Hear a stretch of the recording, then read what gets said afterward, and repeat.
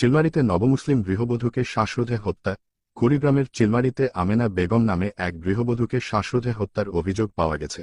সোমবার দুপুরে জোরগাছ বাজার সংলগ্ন পূর্ব মুদাফ থানা এলাকায় এ ঘটনা ঘটে। রমনা মডেল ইউপি চেয়ারম্যান গোলাম আশেক আকা ঘটনার সত্যতা নিশ্চিত করে জানান, ধারণা করা হচ্ছে তাকে শ্বাসরোধ করে হত্যা করা হয়েছে।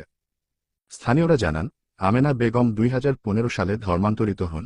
ধর্মান্তরিত হওয়ার আগে তার নাম ছিল শ্রী আদুরি রানী। তিনি ওই এলাকার গ্যাংচানের মেয়ে।